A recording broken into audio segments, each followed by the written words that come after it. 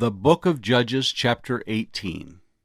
In those days there was no king in Israel, and in those days the tribe of the Danites was seeking an inheritance for itself to dwell in. For until that day their inheritance among the tribes of Israel had not fallen to them. So the children of Dan sent 5 men of their family from their territory, men of valor from Zorah and Eshtaol, to spy out the land and search it. They said to them, "Go and search the land." So they went to the mountains of Ephraim, to the house of Micah, and lodged there. While they were at the house of Micah, they recognized the voice of a young Levite. They turned aside and said to him, "Who brought you here?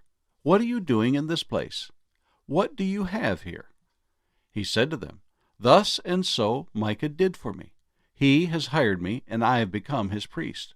So they said to him, "Please inquire of God, that we may know whether the journey on which we go will be prosperous." And the priest said to them, "Go in peace. The presence of the Lord be with you on your way." So the 5 men departed and went to Laish. They saw the people who were there, how they dwelt safely, in the manner of the Sidonians, quiet and secure.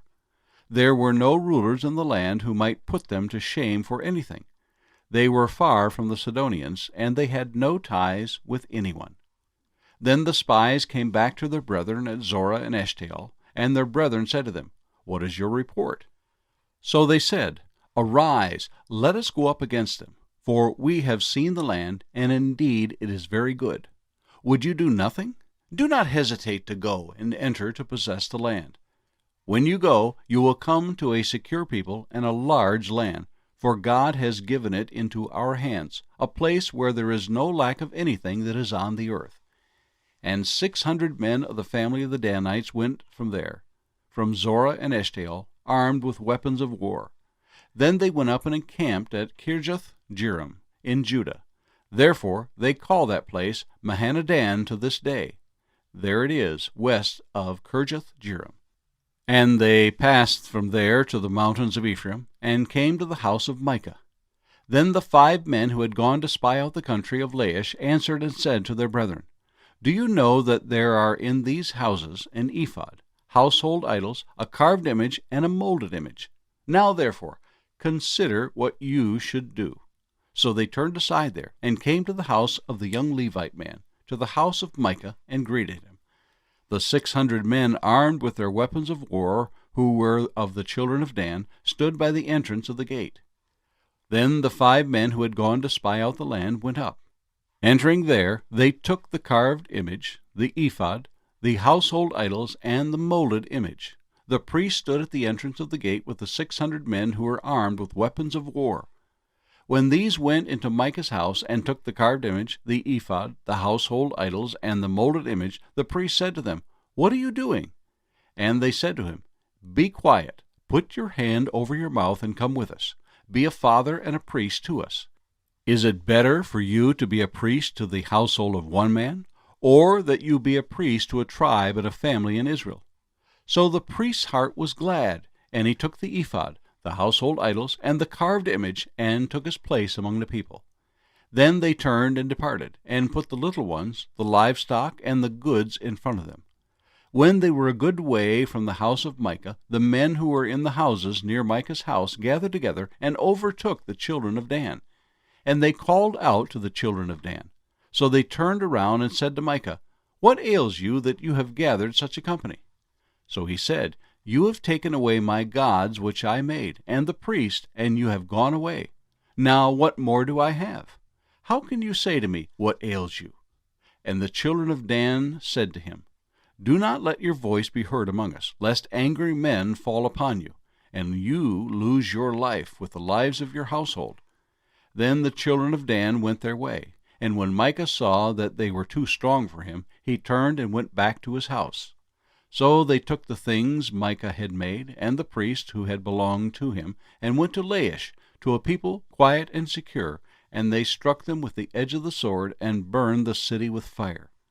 There was no deliverer, because it was far from Sidon, and they had no ties with anyone. It was in the valley that belongs to Beth-rehob. So they rebuilt the city and dwelt there. And they called the name of the city Dan, after the name of Dan their father, who was born to Israel. However, the name of the city formerly was Laish. Then the children of Dan set up for themselves the carved image, and Jonathan the son of Gershom, the son of Manasseh, and his sons were priests to the tribe of Dan until the day of the captivity of the land. So they set up for themselves Micah's carved image, which he made, all the time that the house of God was in Shiloh. The Book of Judges, chapter 19. And it came to pass in those days, when there was no king in Israel, that there was a certain Levite staying in the remote mountains of Ephraim. He took for himself a concubine from Bethlehem in Judah. But his concubine played the harlot against him, and went away from him to her father's house at Bethlehem in Judah, and was there 4 whole months. Then her husband arose and went after her, to speak kindly to her, and bring her back, having his servant and a couple of donkeys with him. So she brought him into her father's house, and when the father of the young woman saw him, he was glad to meet him. Now his father-in-law, the young woman's father, detained him, and he stayed with him 3 days.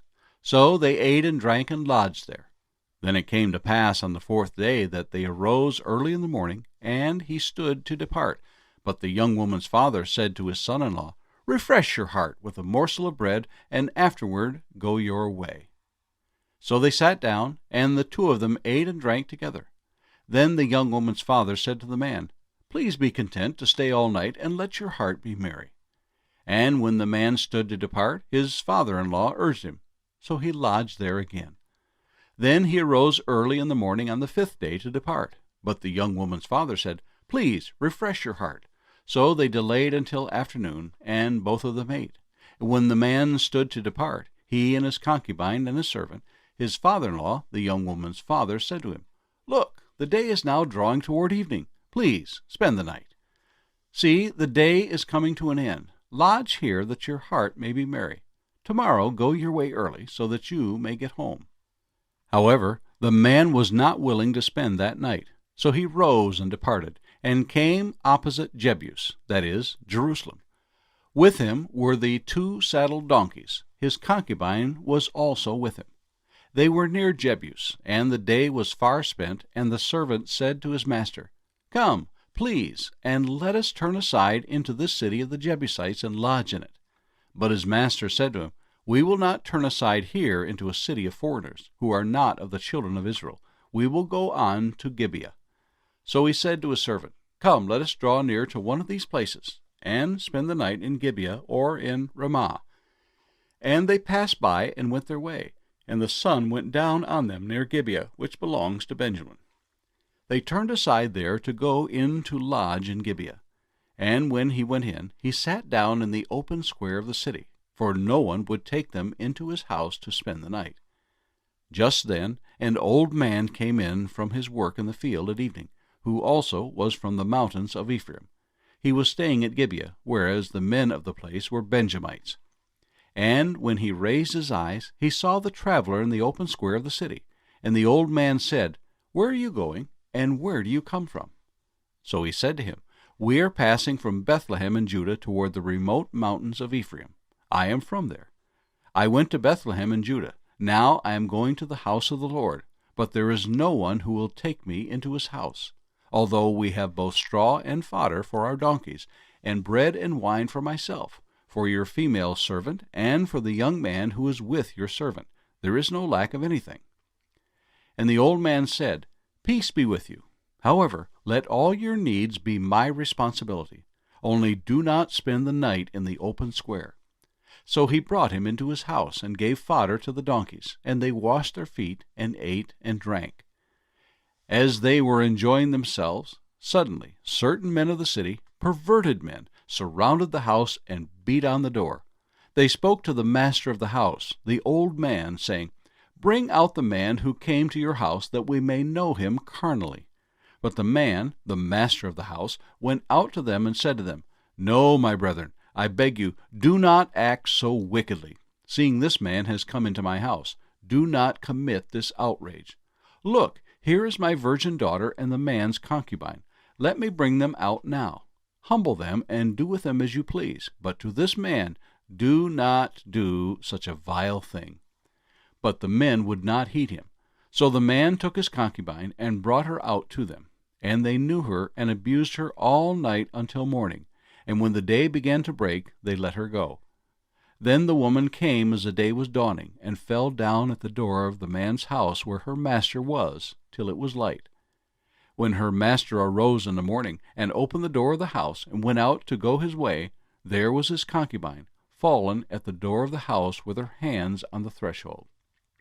And he said to her, Get up, and let us be going.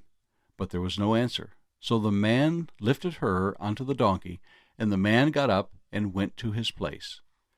When he entered his house, he took a knife, laid hold of his concubine, and divided her into 12 pieces, limb by limb, and sent her throughout all the territory of Israel. And so it was that all who saw it said, No such deed has been done or seen from the day that the children of Israel came up from the land of Egypt until this day.